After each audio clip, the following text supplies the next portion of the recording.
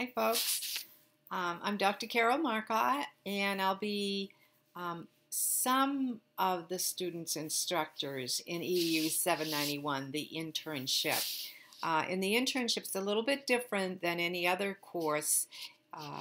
We have two sets of instructors, one set of instructors, I should say. Myself and Kat, we have been instructing together for years. I can't remember how long we've actually been together, but it's quite a few years. And what happens is I have 8 students, and then she'll have the rest of the students. And at this point, I think there's like 14 of us in the class. So I think you already know who your instructor is, so I won't go through that.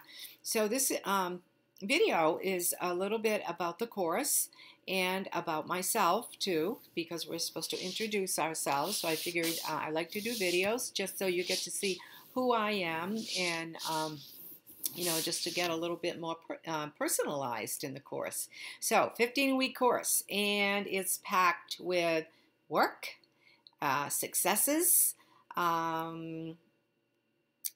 contributions to education, and just, again, celebrations, because it's so amazing what the work that you'll be doing during this time. So we'll start off, we'll have discussion boards. We have a text, as you know, and the text is used basically every other discussion board. So you get to talk about your internship with your peers in the course too. So you have the proposal that you've already done, the self-assessment, and the other documents that you've submitted, which I approved. And now as we get into the course, you're going to have a journal.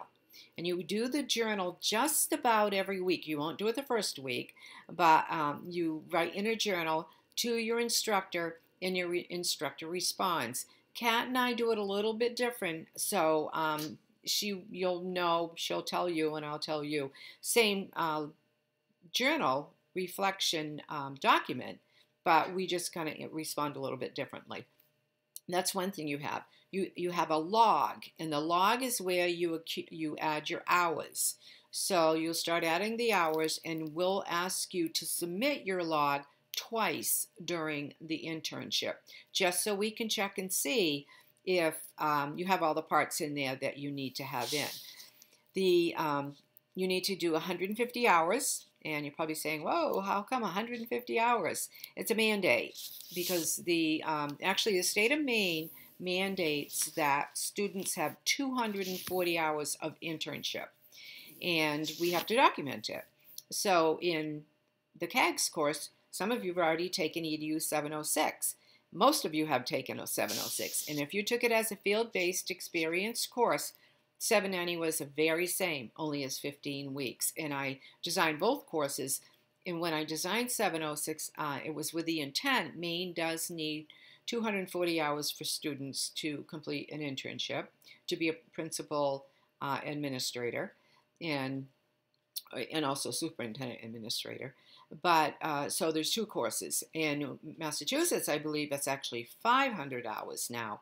So if somebody in Massachusetts, you need to check into your certification office. I'm not going to get into that, because that's not part of my role, and I don't want to give you inaccurate information. So again, the log, you keep on adding to the log and adding to the log. You do the cumulative hours, and you also relate to what is, yes, in this case, ISLIC standard that you'll be using. The next time the internship is offered, just an FYI to you, we'll be using the other new professional standards for educators, which are PSEL, PSEL. So there's some, in the course, you might see a little bit of information about that. So don't get confused, because we're still using ISLIC. So you have your journal, you have your log, and then as the course goes by, you'll be accumulating your journals. You'll be you do your log hours, and what you're going to be looking for as you go along, and you'll find it in each week. I'll discuss, you know, when you start pulling aside some of your journal entries, because you're going to put that in your e-portfolio. What else is going to be in your e-portfolio? Proposal that you wrote initially, check. Got it done for your portfolio. Your pre-assessment, check. Already have that done. And then you have other things that you've already done. And then as you go through the course, you're in the end, your log is going to be in the e-portfolio. So a couple of journals are going to be in the e-portfolio. You're going to have to reflect at the end too on your internship. You're going to have your post-assessment there. You're going to have your supervisor's assessment there. So there's nothing new in the e-portfolio. You'll be building it as you go along. And I'm being so specific on this right now because I don't like to see my students stressed. I really work hard on that you don't get stressed, and I try to explain things well. And I love to build relationships with my students. I think everybody in the course basically has had me one time or the other, if not 4 or 5 times. So that's exciting for me. So I'll stop there. Pretty much you know who I am, but I'll do a little sharing this time because it is an expectation for me to share as well. I have been working with UNE since 2004 as adjunct faculty. And then 3 years ago, I became the coordinator of CAGS, but it's now in another university. So I'm still involved in CAGS and courses. I have, let me see, about 3 years ago, before I started at our UNE, before that, for 8 years, I was the director of curriculum instruction / assistant superintendent in RSU 23 in Maine, which was Saco, Dayton, Old Orchard Beach. Absolutely loved the job.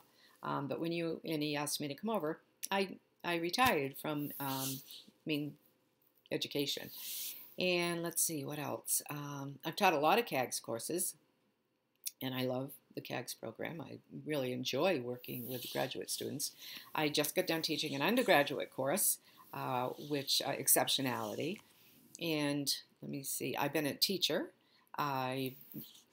Currently, I am the school board chair of RSU 23, which is only Old Orchard Beach now because it was a breakup after the consolidation. The towns went on their own.